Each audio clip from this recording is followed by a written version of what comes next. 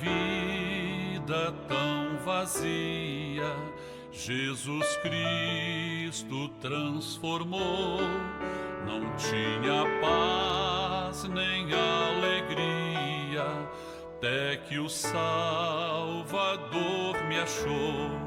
Tal como a flor que no jardim desponta para a luz do sol, assim brilhou um dia em mim Jesus. Nasci de novo pra entender o amor que Cristo tem por mim. Jesus achou-me, agora sou feliz. Pra me encontrar, perdeu sua vida, meu Jesus, o bom pastor, a mão que foi na cruz ferida, me salvou tão pecador. A ti, Jesus, Cordeiro eterno, confesso que és meu Salvador. Já me lavou teu sangue carmesim.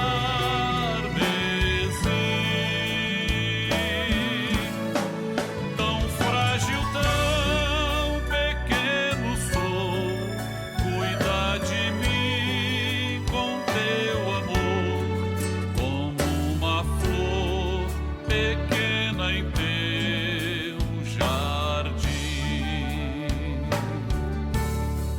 Como uma flor pequena em teu jardim.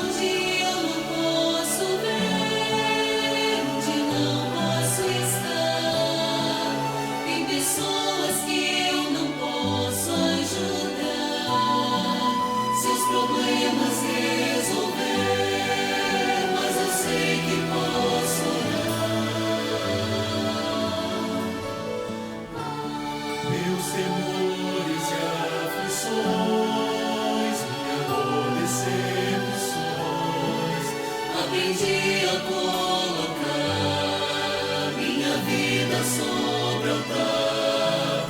Então sei que posso orar e em Deus posso confiar.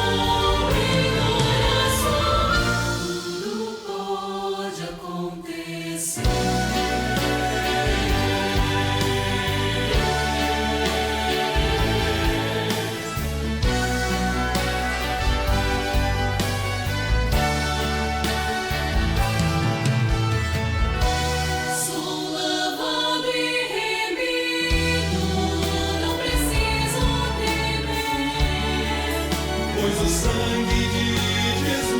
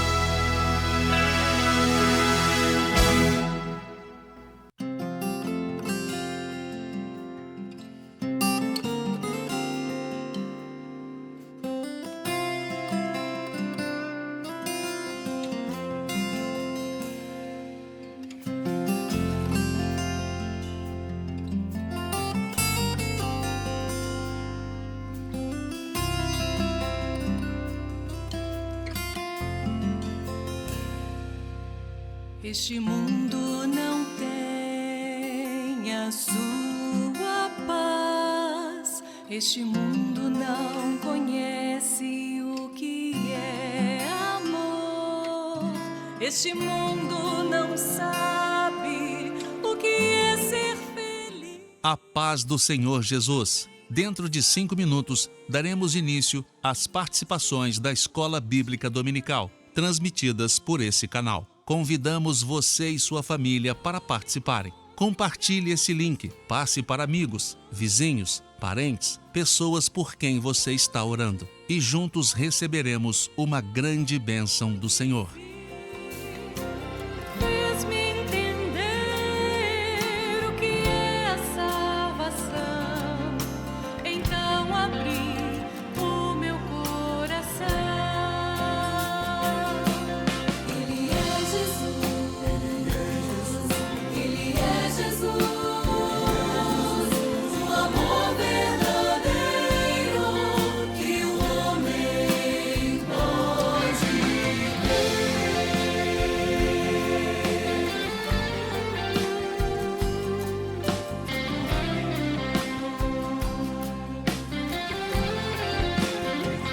Jesus nos come com seus braços de ternura. Falou-me de um amor que jamais conheci. Fez-me entender o que é a salvação. Então abri o meu coração. Ele é Jesus, Ele é Jesus, o amor verdadeiro que o homem pode. Ele é Jesus, Ele é Jesus, o amor verdadeiro que o homem pode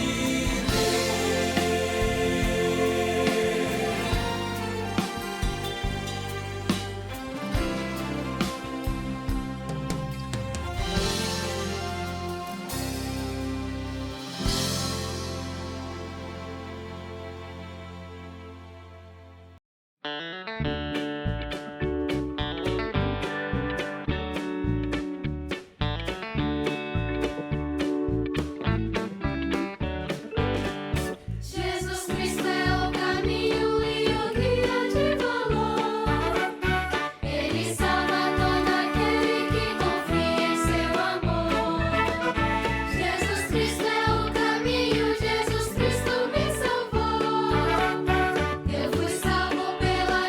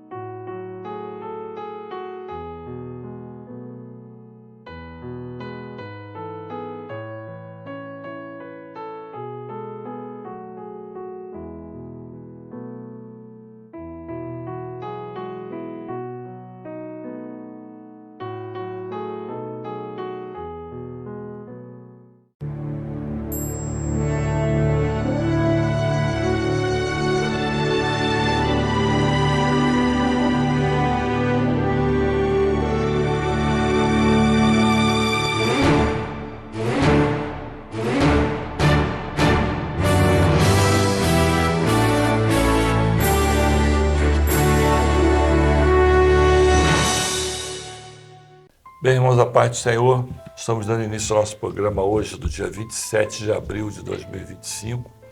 Nosso tema continua o mesmo, preparo para o arrebatamento, o assunto dos marcadores proféticos que se repercutem no meio da igreja. Nós vamos estudar hoje Apocalipse 2 e 3. Vamos estudar com a Juliane Oliveira da Costa Silva, da Igreja da Freguesia. Seu pastor Marco Aurélio. Marco Aurélio. Ana Luísa Costa, eu sou do Catete. Catete, pastor Tiago Lavinas? Sim. Isso. Vamos dar início então ao nosso programa. A pergunta número 1 é a seguinte: como forma de revisão do que estudamos e lendo Apocalipse capítulo 2 e 3, faça um resumo dos principais aspectos históricos e proféticos da Igreja Fiel, no período de Éfeso até Sardes, considerando alguns itens, tá? Período histórico, nós vamos ter duas perguntas, tá? Parte histórica, a primeira pergunta, e a parte profética, a segunda pergunta. Na primeira pergunta, considerando o histórico de cada carta. Histórico da carta de Éfeso, Esmirna, Pérgamo, Tiatira e Sardes. Nós separamos dois vídeos, de Hugo Balbino, de Belo Horizonte, ele é diácono, e da jovem Emanuele Santos, de Fortaleza. Vamos assistir e voltaremos com você falando, tá? Os principais aspectos históricos e proféticos da Igreja Fiel, que período que nós estamos estudando. Primeira letra A fala de Éfeso. Éfeso foi aquela igreja aceitável, a bênção do Espírito Santo, a igreja agradável, Apocalipse 2:2. A letra B fala da igreja de Esmirna. Esmirna, a mirra, o sofrimento, perfume, a perseguição. O período de Éfeso fala da igreja apostólica. Representa a igreja no tempo dos apóstolos, logo após a ascensão de Cristo.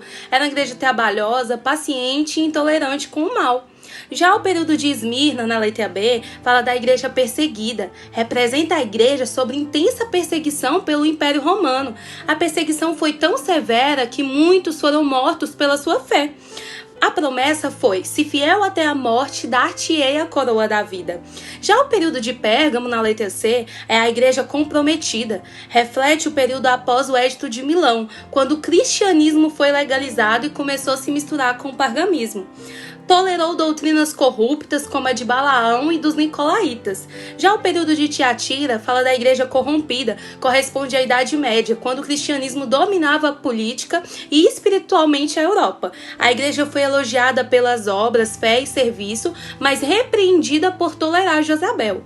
Já o período de Sardes fala da igreja morta, representa o período da Reforma Protestante e pós a Reforma. Tinha o nome de que vive, mas estava morta. Irmãos, a paz do Senhor Jesus. Bem, eu só queria pedir desculpa ao José Hugo, que quando eu falei de Hugo, né? Não, é José Hugo Balbino, de Belo Horizonte. Juliana, vamos lá? Juliane, vamos lá. Juliane. Então, é interessante que nesse período da EBD, né, a gente está fazendo essa recapitulação, então já nos dá esse panorama geral. Muito interessante as respostas, né? E pegando aqui um gancho do que a Emanuele falou, a igreja de Éfeso foi ali o período inicial da igreja, né? As cartas, elas mostram realmente cartas endereçadas à igreja em períodos distintos, a igreja fiel ali em períodos distintos. Sim. E o período inicial da igreja foi exatamente o período de Éfeso, onde ali houve o estabelecimento ali da doutrina, aquilo que eles tinham recebido do Senhor, e era uma igreja que não tolerava aquilo que vinha contra a doutrina. Realmente houve uma oposição àquilo que o Senhor tinha estabelecido e àquilo que eles lutavam, né? E foi realmente esse período da igreja apostólica. Foi considerada ali pelo Senhor, na carta o Senhor descreve como agradável, né? Eu sei as tuas obras e o teu trabalho e a tua paciência. Então foi um período maravilhoso, né? Um período que foi exatamente desse estabelecimento, daquilo que eles tinham recebido do Senhor, dessa herança. Foi a igreja inicial, né? Exatamente. Eles tinham provavelmente, nesse período, houve uma grande tentativa de influência, né? Acabar com a doutrina. Eu sempre falo isso, né? Nós não podemos deixar que a doutrina acabe. Todas as vezes que nós conversamos sobre Éfeso, nós lembramos assim, vamos nos imaginar lá atrás. Né? Quantas pessoas queriam... Jesus não falou nada disso. Olha, não. Então, a doutrina, por um punhado de pessoas, foi preservada. Glória a Deus. Né? Essa preservação, ela veio prosseguindo até o final. E você, Ana, o que você tem para falar? Interessante a experiência de João, Sim. nessa época da igreja. Né? Ele viveu com o Senhor Jesus na terra, como homem, né? Viu o Senhor, o ressurreto ali, ele participou ali do Pentecoste, ele teve as experiências com o Senhor, então viu o Senhor glorificado ali, né? naquele momento, ele teve as experiências, viu o trono do Senhor, então ele participou de todo esse processo, o Senhor, de três formas. As né? três formas foi muito interessante o que você falou. Primeira parte humana, quando ele foi apóstolo, né? Quando ele foi discípulo. A segunda parte, quando Jesus morreu e ele viu a ascensão ao céu. E depois, já Jesus glorificado lá na ilha de Pátimos, onde ele viu. Inclusive, ele ouve o Senhor chamá-lo assim, sobe, vem ver o que você vai escrever. É muito interessante isso, não é isso? Mais alguma coisa, Juliana? Não? Então vamos lá, Esmirna. O que você tem para falar de Esmirna? Então, Esmirna também foi um período interessante porque a doutrina ali estava estabelecida e eles possuíam ali no seu interior exatamente o perfume de Cristo, né? Eles tinham ali a essência do Senhor. E a igreja foi um período de grande perseguição da igreja, né? O inimigo realmente, a estratégia foi levar o povo, a igreja fiel, às fogueiras. Foi um período realmente de grande perseguição às arenas. Mas o interessante é que quanto mais, assim como mirra, né? Que é ali quanto mais amassada... Quanto mais amassada, mais exalava esse bom perfume de Cristo, que era a essência, aquilo que eles viviam. Então, foi um período de grandes testemunhos, né? Porque as pessoas que testemunhavam dessa firmeza, dessa definição desse povo, aceitavam o Senhor Jesus. Então, foi um momento também que a igreja cresceu por esse testemunho, né? Ana? O interessante é que a igreja, mesmo com toda essa perseguição, né, esses sacrifícios, né, de levar às arenas, às fogueiras, quanto mais a igreja se sacrificava pelo Senhor, mais pessoas se convertiam, porque viam que ali tinha uma igreja fiel, porque viam que ali tinham pessoas que era realmente usado pelo Espírito Santo, e quanto mais as pessoas eram sacrificadas, mais pessoas se convertiam. Eles estavam firmes na promessa, na doutrina, ser fiel até a morte e dar-te. Interessante, para vocês entenderem, terminar com a doutrina, vamos perseguir. Não conseguiram. Então, se a gente... Vai, por favor. Desculpa. Se ele não conseguiu terminar com a doutrina, agora tem uma outra estratégia. Vão matar. Exatamente. Não é isso? E só um pouquinho. Lá na frente você vai ver o seguinte, eles mataram muitos. Os cânticos levavam as pessoas a aceitarem o Senhor. E teve um momento que eles falaram, o cântico está muito influenciador, né, na conversão. Vamos cortar a língua. Acabou. Não acabou. Quanto mais conversões temos. Por favor. Glória a Deus. Não, e é exatamente firmados nessa promessa, né? No versículo 11 de Apocalipse 2:11, né? Ele diz o seguinte, quem tem ouvidos, ouça o que o Espírito diz às igrejas. O que vencer não receberá o dano da segunda morte. Então, eles passavam ali, inclusive, em não negar ao Senhor Jesus, inclusive, eles passavam ali pela morte, muitas vezes. Mas firmados nessa promessa de que o Senhor ele tem uma vida eterna para as nossas vidas. Então, é um grande exemplo para a igreja nos nossos dias. Com certeza. Né? Ser fiel realmente até a morte. E a fidelidade vai muito além, né? Você vê... ontem, essa semana, eu estava conversando com a minha igreja justamente você pegar um pai, uma mãe e um bebê, ser levado à masmorra e ser jogado aos leões, mesmo assim estavam cantando e glorificando ao Senhor. Esse testemunho é que levou as pessoas a aceitarem o Senhor. Essa possibilidade de rejeitar, né? o que eles falavam, que César falava assim, ó, diz que eu sou imperador, que você vai adorar o imperador. Não vou, eu vou morrer. Essa morte foi muito interessante. Eles estavam firmes ali na doutrina do Senhor Jesus, eles tinham vivido até a experiência ali e eles tinham essa certeza da vida eterna. Com É a certeza. certeza que nós temos também por passar todo esse sacrifício também que é viver É que nós não vivemos hoje não vivemos esse sacrifício, né? sacrifício de A nossa vida. liberdade hoje você já tem a condição. Com certeza, Mas é certeza. quantos da vida. rejeitam essa liberdade hoje? Não é isso? Por definição. Isso. Vamos a Pérgamo, então? Você quer começar ou a Ana começa? Isso. Então vamos lá. Então, Pérgamo foi o período de que a gente já não pode, lá em Esmirna, né? Eles mataram realmente muitos irmãos, mas a igreja continuou, louvado seja o nome do Senhor, o Senhor sempre preservou. E aí chegou em Pérgamo, que é quando então o inimigo muda a estratégia, então vamos agora unir a igreja ao Estado. Sim. E foi exatamente um período de mistura, né? Quando realmente o cristianismo ali é legalizado e há essa união, igreja e Estado. Então entra muitas doutrinas corrompidas, né? Aquilo que não estava fundamentado na palavra. E Pérgamo exatamente representa essa questão, né? Interessante Doutrinas de que Balaão. Constantino ele fala o seguinte, olha, vamos ser todo mundo crente agora.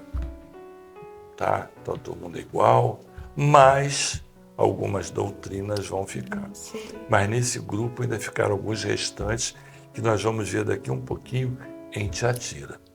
Quer falar alguma coisa? Nesse período, né, de Pérgamo, como ela falou, de Balaão e dos Nicolaítas, você vê o termo que a gente usa muito é o casamento, né? O casamento é corrompido.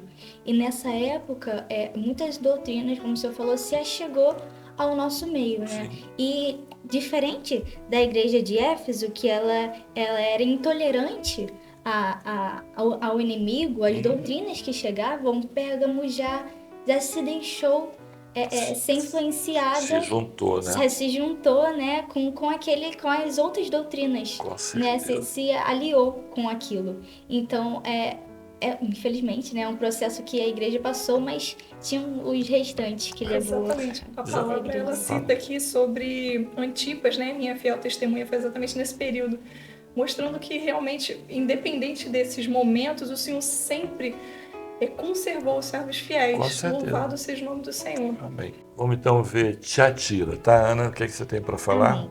Tiatira foi ali o tempo em que surge uma mulher, né? Uma profetisa, né? Que se diz profetisa, que é o simbologia da igreja infiel, e que ela tenta ali misturar o fermento nessas 3 medidas de trigo, né? Que é o Senhor, a Trindade. E ela tenta misturar isso no povo do Senhor, levando, né, ali as práticas religiosas, né? Tentando influenciar a igreja, falando que existem outros, né, nessa prática religiosa, outras doutrinas, né, a serem seguidas. Então ela tenta misturar, fazer essa mistura, né? E aqui a gente está falando das táticas que o inimigo tenta usar, o inimigo continua usando Com a certeza. mesma tática que é a Sempre mistura. vai usar. Mas de outra forma, né? Agora com uma mulher profetisa ali, agora com outras simbologias, né? E falando a permissão de coisas que não provê a nós. Então, essa é a época de Tiatira, né? A mistura continua Sim. sendo a mistura, não do casamento, mas com o fermento, né? Exatamente. Trazer coisas de fora para dentro da igreja. Pode Não, falar. é interessante porque, assim, Deus já tem um projeto pronto, né? São as 3 medidas ali. Não é necessário nenhum aditivo. Não é necessário mais... Só o Senhor Jesus é o nosso único mediador, né? Entre Deus e os homens. Então, é esse momento, como a Ana estava falando, que começa a introduzir realmente outros conceitos que fogem à sã doutrina, né? E o Senhor Jesus, ele nos alerta sobre esse perigo. Quanto mais a fé é estabelecida, mais são as negativas e a tentativa de tirar a tua fé. Sim. Eu sempre falo para vocês jovens, a fé é muito importante. Só que não é a fé nossa, é a fé que vem de Deus. É aquilo que o pastor Direito sempre fala. Se vocês não estiverem sólidas lá no teu estudo, né, que você está fazendo pós-graduação, não é isso? Na faculdade, ou querendo entrar na faculdade, o adversário vai querer tirar. Lembra aquilo que você vai sofrer lá. Se você não tiver uma base agora, lá você cai. Quantos estão caindo? Que a gente vê que os jovens estão se deixando, não é? Não tem nada a ver, está tudo tranquilo. Mas isso pode. Isso pode. Não é? Quantas vezes você já escutou que não tem nada a ver? Não tem problema nenhum. Não é? É só isso, só aquilo, mas não vale a pena. É o fermento entrando. Fermento entrando. Querem falar sobre Sardes ou querem continuar? Vamos falar sobre Sardes. Sobre Sardes, né? Sardes foi o período ali de Lutero, né? Quando Lutero, o Senhor revelou Lutero o mistério, né? Ali a palavra, a palavra estava escondida, né? A pessoa não tinha ali acesso à palavra, né? A leitura da palavra, e o Lutero ali escreveu a palavra para ele ter acesso, né? As pessoas terem acesso. E ele também escreveu as teses, né? As 95 teses. E ali ele colocou ali na capela de Wittenberg. É isso mesmo? É isso aí, é isso mesmo. E aí ele escreveu as teses e colocou na capela, né? Tá, e quais são as principais? Então, a gente destaca 4. Sim. Né? Que é o sacerdócio universal do crente. A gente tem livre acesso à presença de Deus pelo sangue de Jesus que foi vertido na cruz por nós. E a segunda fala de Jesus como o único mediador entre Deus e os homens, mostrando exatamente esse único caminho que foi aberto, louvado seja o nome do Senhor, que nos dá acesso à salvação, nos dá acesso à presença de Deus. O livre exame das Escrituras, né?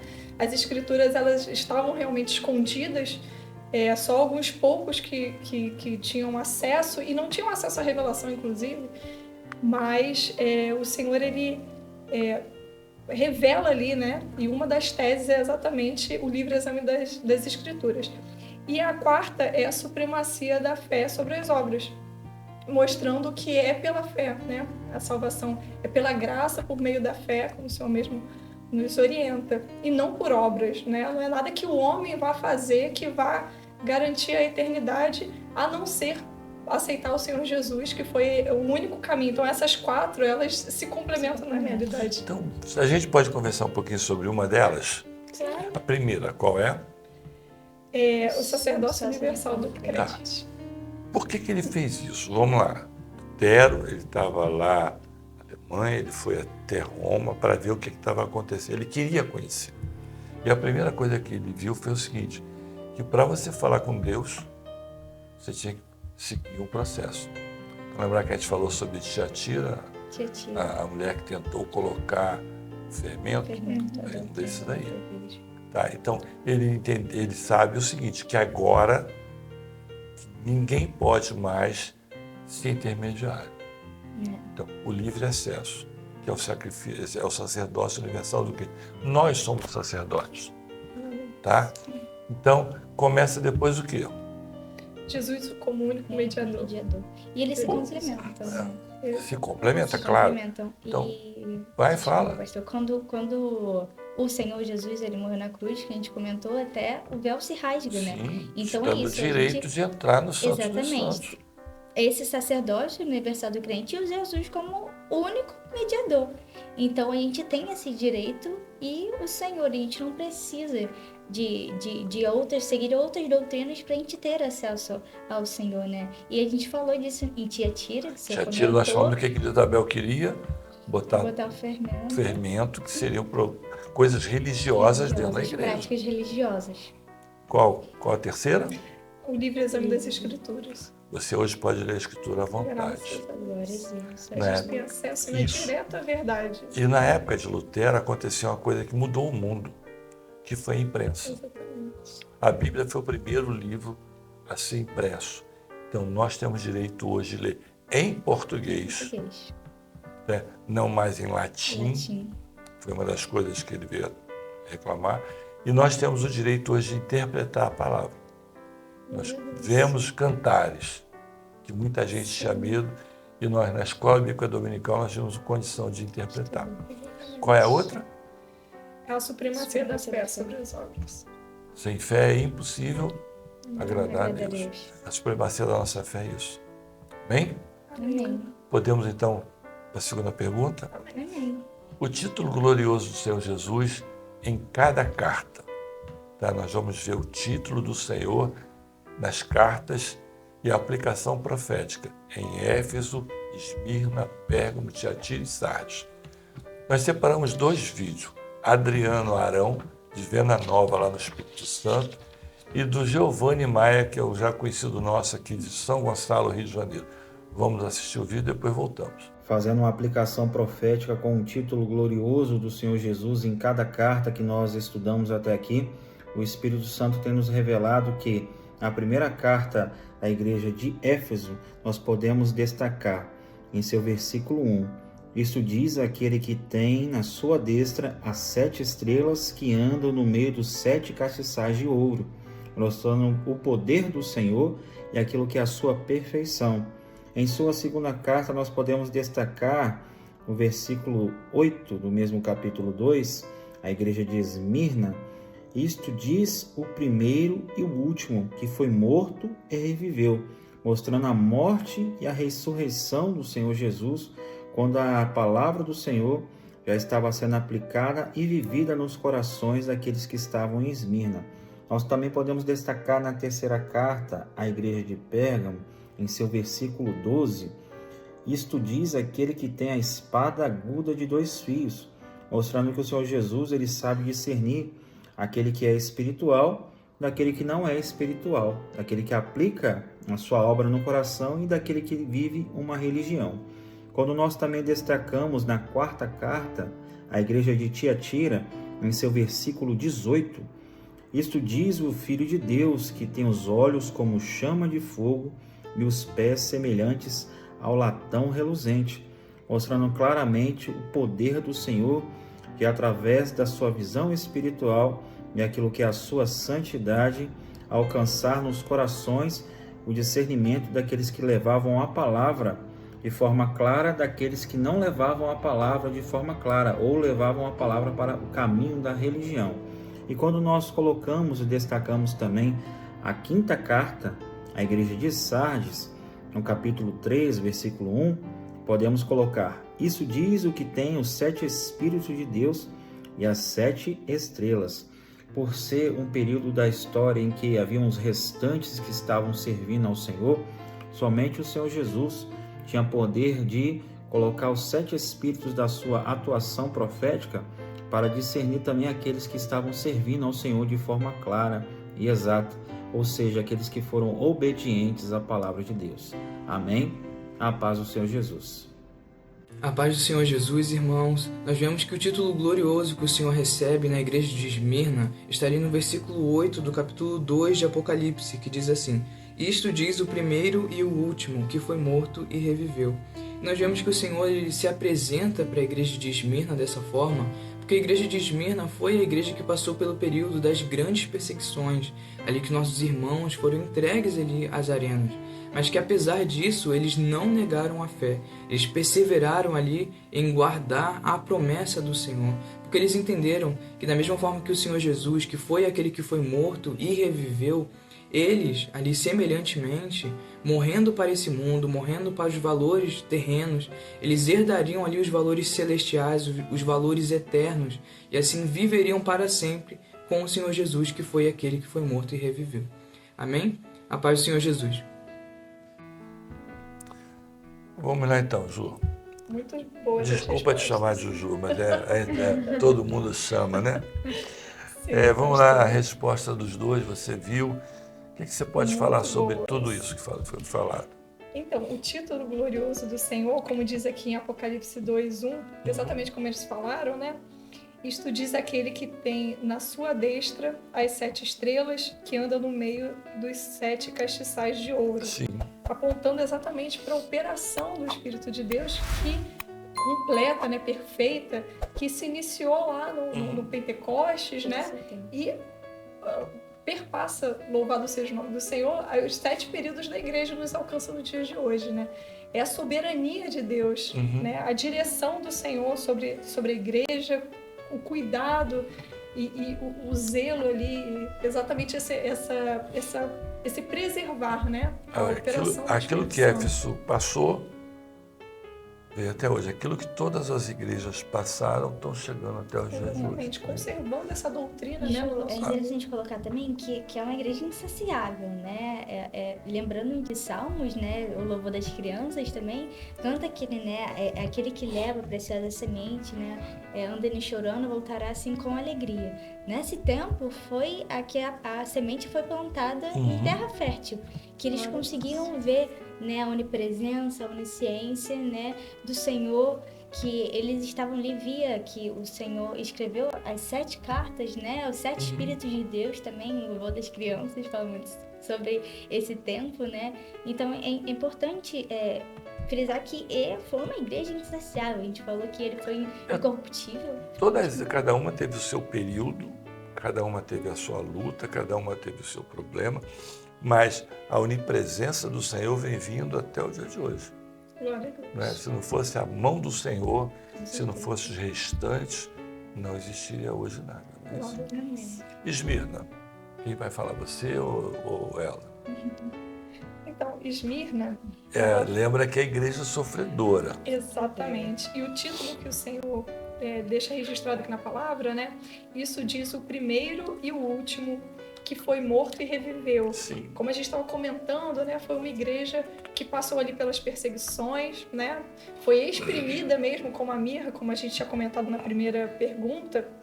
E como o exemplo do Senhor Jesus ali, nós temos essa esperança da ressurreição, né? Aquele que foi morto e reviveu. Então, o Senhor Jesus ali como o nosso grande exemplo. Sim. Exatamente. Eu me lembro, numa das lives que houve nos últimos seminários, pastor Carlos Nejar, não sei se vocês viram, pastor Carlos Nejar trouxe uma palavra sobre o momento da crucificação de Jesus, em que um homem entendeu a revelação e o outro não entendeu. Né? Um ladrão, ele fala, Senhor, quando entrar no teu paraíso, lembra de mim. Ali ele entendeu que tudo aquilo que Jesus tinha feito para o mundo se encerrava ali para o outro que morreu, mas para aquele vinha a eternidade.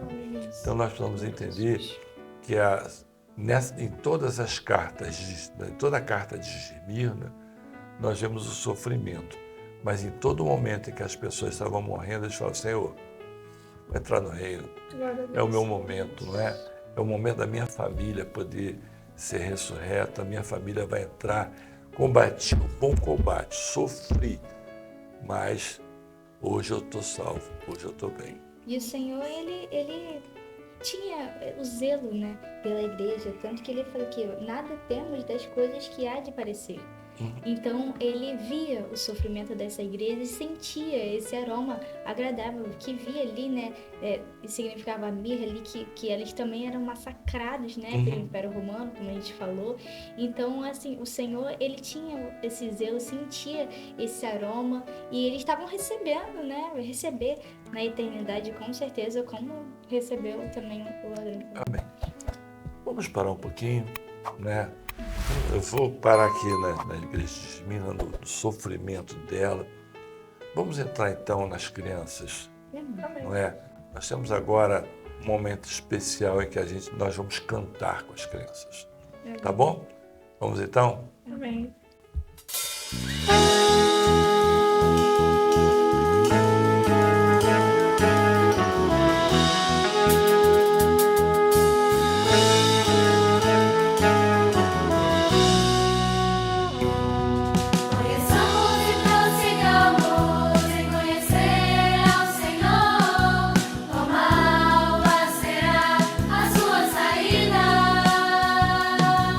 E Ele a nós irá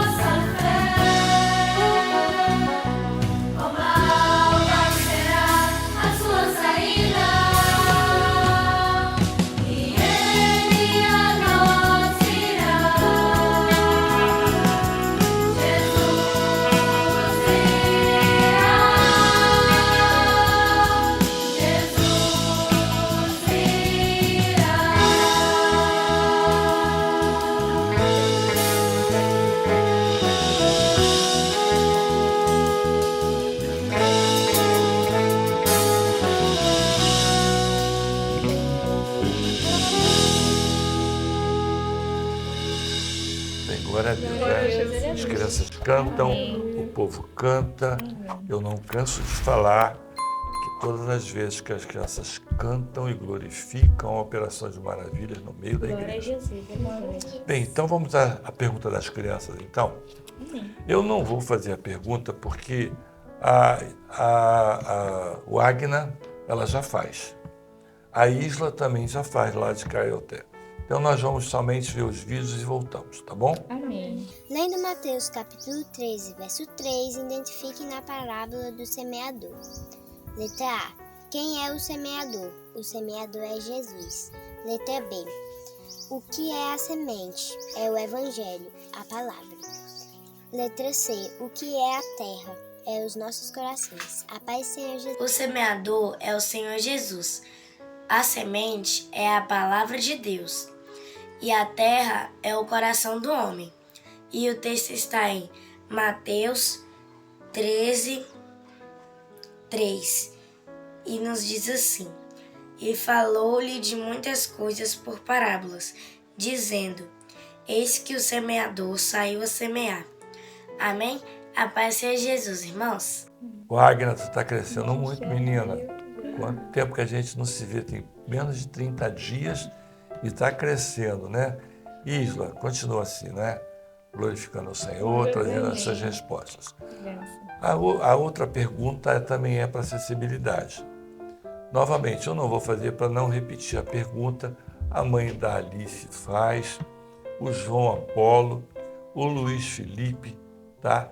E o seu Oliveira, como o irmão falou, né? Francisco Oliveira, lá de Marabá. Vamos assistir o vídeo e depois voltamos. A paz do Senhor Jesus. Alice, da classe de acessibilidade, irá responder a pergunta de número 4.